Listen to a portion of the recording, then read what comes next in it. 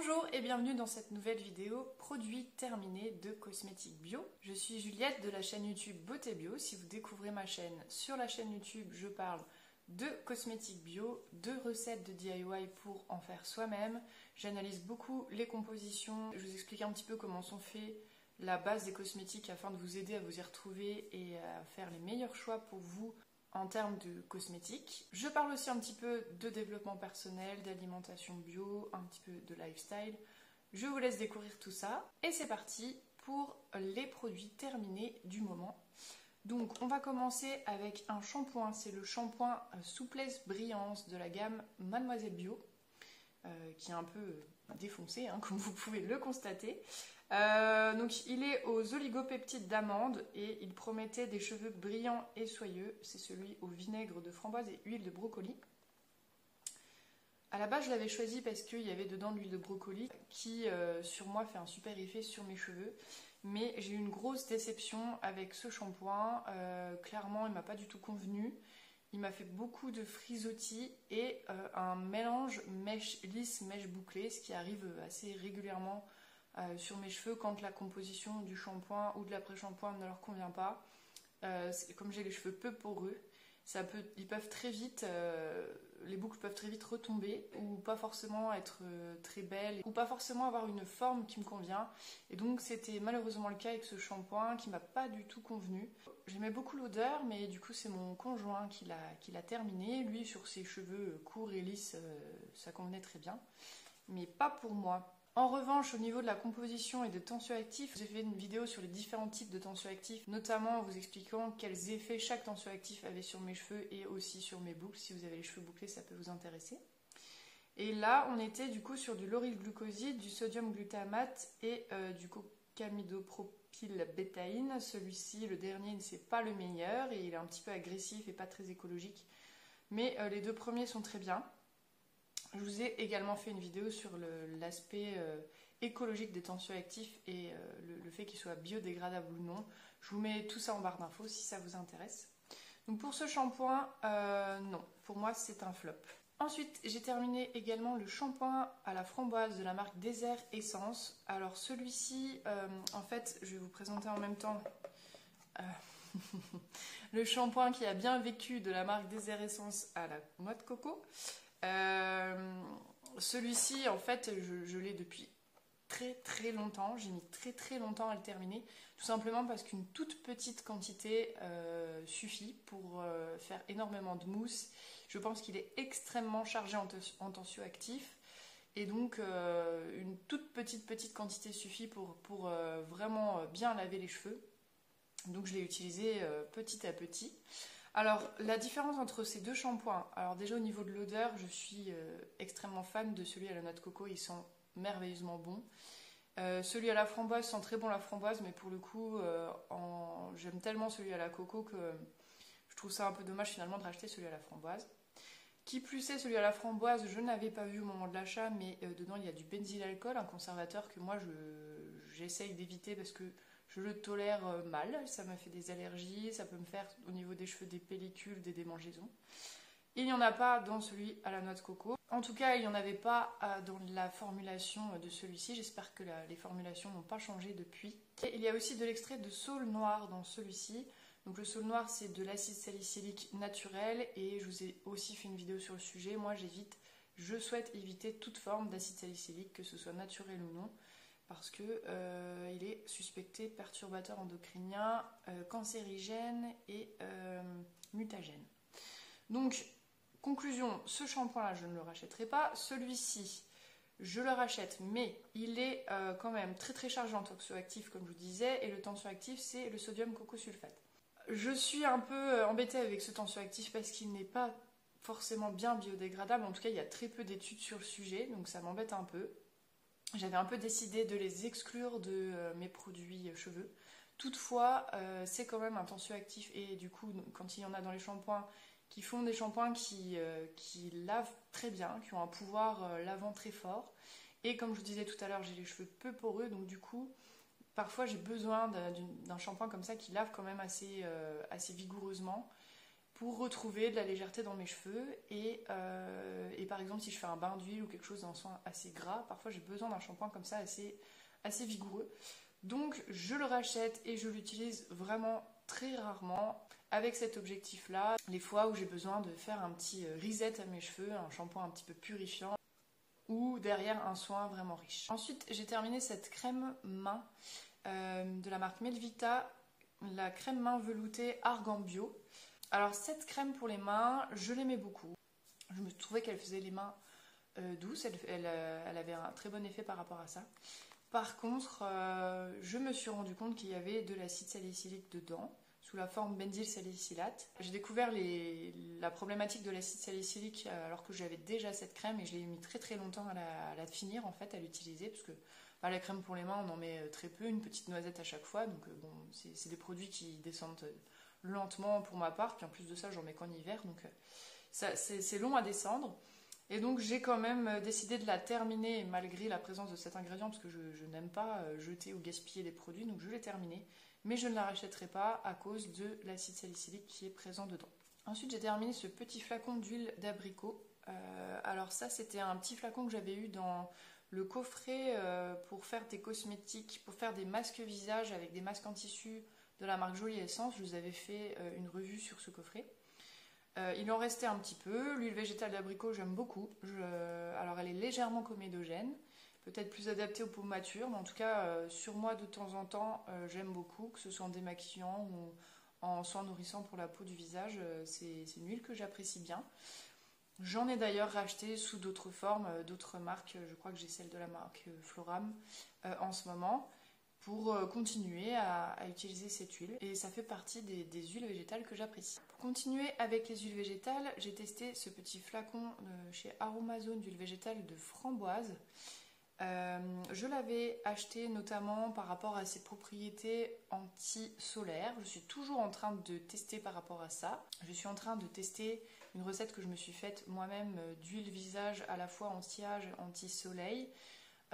Sans pouvoir dire que ça a un effet vraiment protecteur comme un SPF, hein, attention, entendons-nous bien. Je vous ferai un retour dès que j'aurai terminé de faire ce test. En tout cas, l'huile de framboise pure sur la peau, c'est une des huiles qui me fait vraiment un effet vraiment voyant. J'ai un teint beaucoup plus unifié, beaucoup plus clair et beau quand j'utilise de l'huile de framboise. Donc j'aime beaucoup cette huile végétale et clairement ça fait partie maintenant de mes huiles végétales favorites. Je vous avais fait une vidéo avec mes 6 huiles végétales favorites du moment. J'avais pas encore testé l'huile de framboise à ce moment-là, mais clairement elle est à ajouter dans ma liste d'huiles végétales favorites. J'ai terminé aussi un petit flacon d'huile végétale de chanvre. L'huile végétale de chanvre, c'est préconisé pour la coupe rose. Personnellement, je fais une petite allergie à cette huile, donc en fait je l'avais achetée pour mon conjoint. C'est une huile qui a une odeur assez particulière, très, très herbacée, que moi j'aime bien. C'est une odeur un peu comme du foin, mais c'est pas désagréable. Elle peut être utilisée sur le visage, sur le corps, en démaquillant, pour plein d'utilisations spécifiques. Il n'y a aucun effet calmant, ce n'est pas du tout comme du CBD ou quoi que ce soit. Ça n'a pas d'effet sur le moral, c'est juste vraiment une huile cosmétique. Et voilà, je ne la rachèterai pas parce que moi personnellement je ne la tolère pas trop et j'ai trouvé mieux, y compris pour mon conjoint. Donc voilà, c'était un petit test, mais qui ne sera pas reconduit. Ensuite, j'ai terminé un flacon d'huile essentielle de Ravinsara qui venait directement de Madagascar. L'huile essentielle de Ravinsara, pareil, je vous ai fait une vidéo sur les huiles essentielles que je préfère. Elle en fait partie, c'est une de mes préférées parce que je l'utilise dès que j'ai un petit rhume, le nez qui coule, un peu mal à la gorge.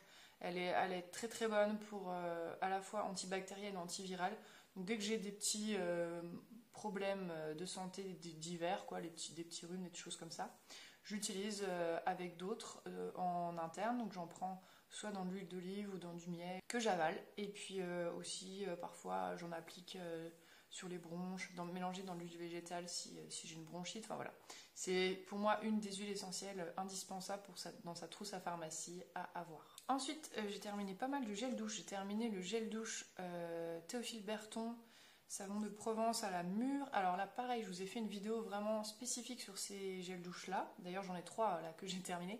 parce que c'est mon gel douche préféré du moment, de par sa composition qui est, je trouve, et laisse la peau hydratée à la sortie de la douche et non pas asséchée comme c'est souvent le cas avec des gels douche ou des savons.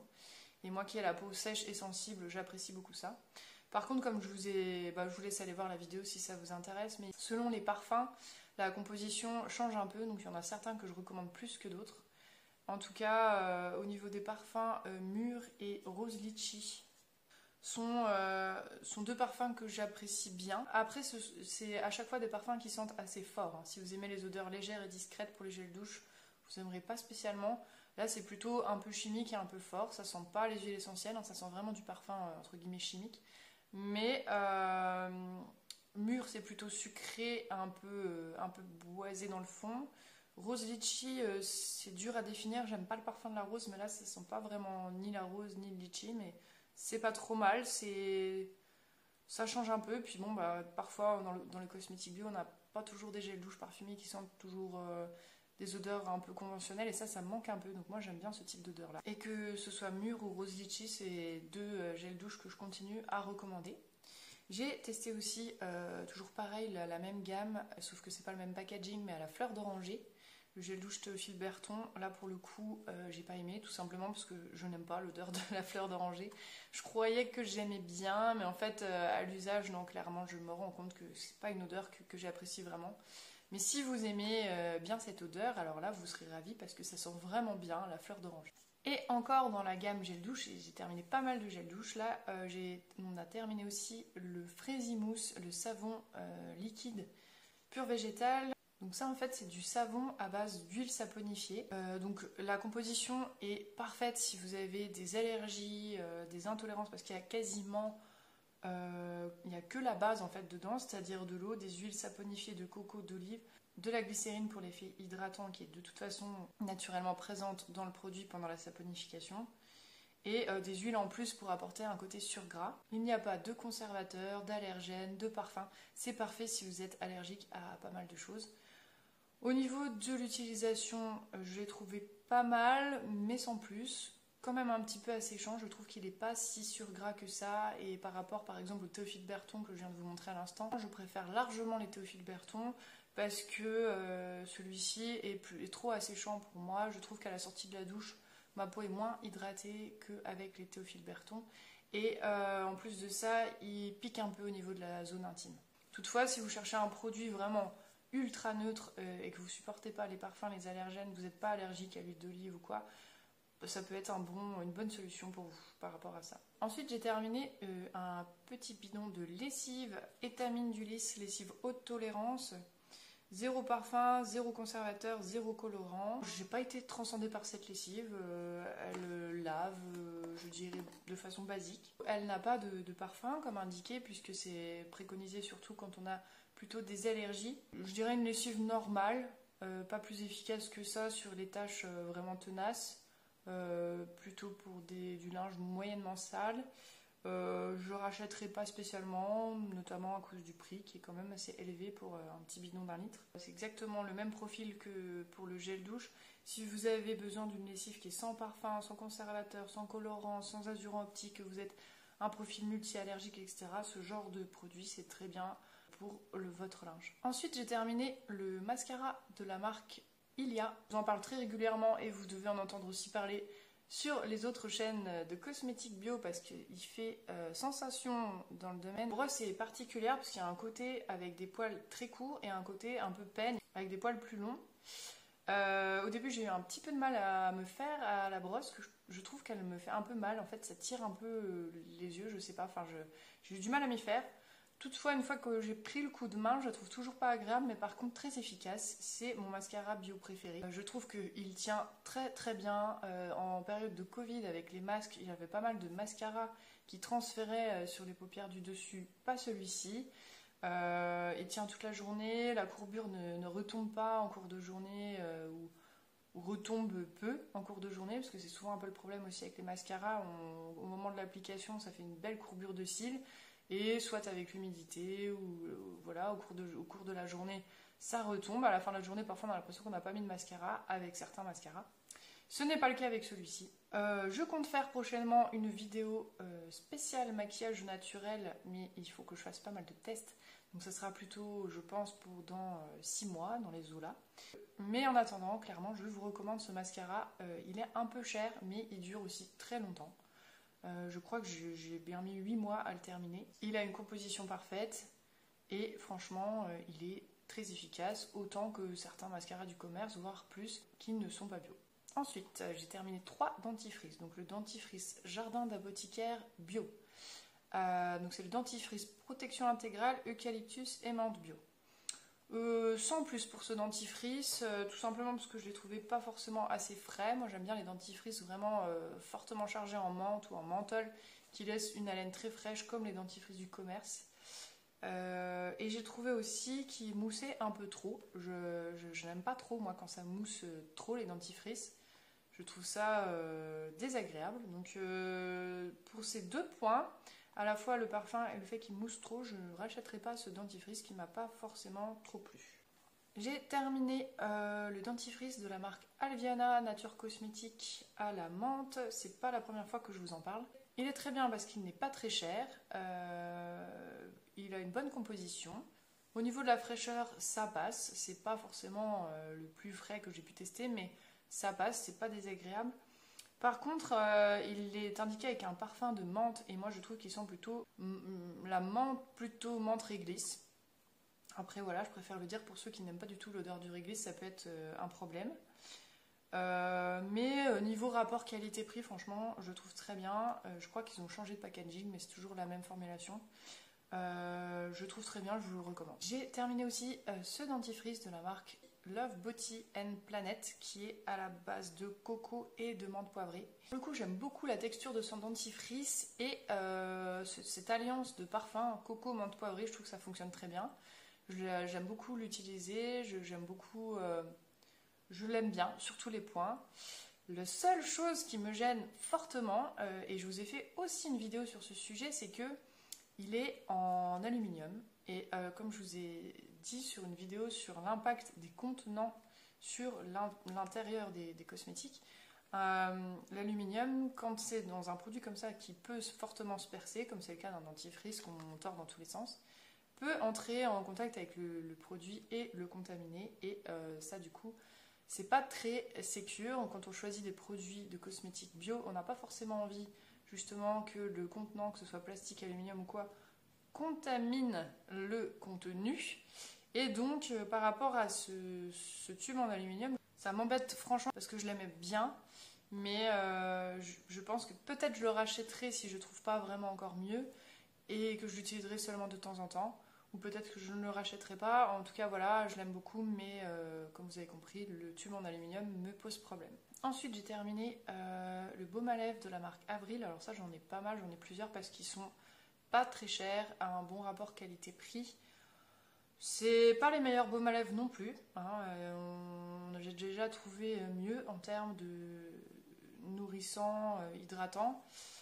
Après, bon, on va dire en été ça fait le job, en hiver, ou si vous avez les lèvres gercées, il faudra quelque chose de plus costaud. Moi, le baume à lèvres, c'est mon rituel du soir, j'en mets tous les soirs avant de dormir. Et ça me permet de pas souvent avoir les lèvres gercées, sauf des fois quand je suis malade en hiver. Et j'ai terminé aussi celui de la marque Santé. Donc celui-ci, c'est le baume pour les lèvres Repair and Shoot. Je sais pas ce que ça veut dire. Je vous mettrai toutes les références en barre d'infos si vous voulez voir plus en détail la composition des produits. Celui-ci était mieux, celui-ci était même très très bien, il n'était pas très cher non plus. Et au niveau de l'effet hydratant et nourrissant, je l'ai préféré à ceux de chez Avril. Ensuite, j'ai terminé des compléments alimentaires, donc j'ai terminé la trilogie de ginseng de la marque Naturamind qui est dans ce beau petit pot en verre que je pense que je vais essayer de recycler d'une façon ou d'une autre. J'adore le ginseng, j'en prends très régulièrement. C'est une plante adaptogène, c'est-à-dire qu'elle s'adapte à vos besoins. Si vous avez besoin d'être plus détendu, ça va un peu vous détendre, ou voilà, au contraire, si vous avez besoin d'être un peu plus énergisé, ça va vous énergiser. Enfin, c'est le principe des plantes adaptogènes, c'est vraiment chouette. Et ça joue notamment sur les surrénales, et donc ça peut jouer, chez moi en tout cas, ça joue sur la qualité du sommeil. C'est-à-dire que quand j'en prends, j'ai un sommeil plus récupérateur que quand je n'en prends pas. C'est la même chose avec le magnésium, c'est mes deux solutions. Quand je commence à me réveiller très régulièrement et que je suis fatiguée le matin au réveil, que je sens que j'ai pas eu une nuit reposante, je prends du ginseng et du magnésium, je fais une cure et ça remet les choses en marche correctement.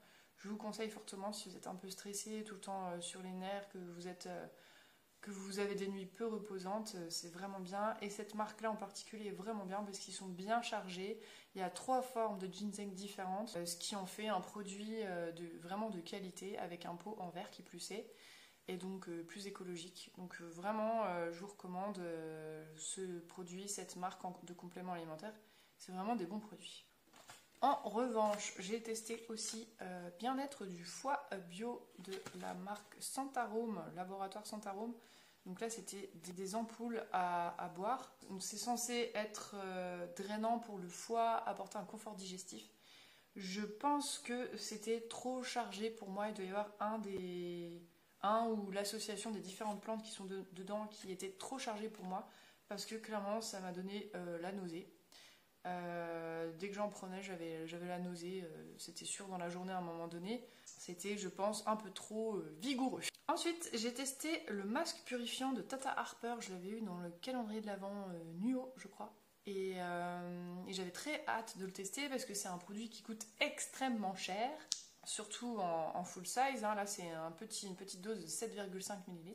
Tata Harper, c'est une marque d'Ecolux. Je n'avais encore jamais testé de produit de cette marque et j'avais des attentes quand même assez élevées. Parce que pour moi, un prix très très cher, ça doit donner un produit très très efficace. Et pour le coup, franchement, j'ai beaucoup aimé ce produit. Il y a vraiment un effet clair. En fait, la promesse, c'est un produit qui va purifier la peau, qu'on peut faire sous forme de cure et qui va faire ressortir les impuretés de la peau. Et effectivement, j'ai vu un effet de ce côté-là. Je pouvais, après, bon, je sais, normalement on ne doit pas trop le faire, mais percer des points noirs, ou voilà, il y a des impuretés qui ressortaient et qui étaient faciles à déloger suite à ce masque. Et si je le faisais plusieurs fois de suite, effectivement, il y avait un effet, je trouve, vraiment purifiant et une nette amélioration des imperfections au niveau de la peau. Ce qui est très rare aussi avec les masques purifiants, c'est que je pouvais aussi l'appliquer sur les joues, parce que moi normalement comme j'ai un peu la peau sensible, tendance à coupe rose, je mets jamais de soins de masque purifiant, exfoliant ou quoi sur les joues, je fais juste la zone T. Là j'ai fait les joues aussi et ça s'est très bien passé, il n'était pas trop agressif. Il fait une petite sensation de frais, je sais plus ce qu'il y a dedans qui fait ça, du menthol ou des huiles essentielles, je sais plus.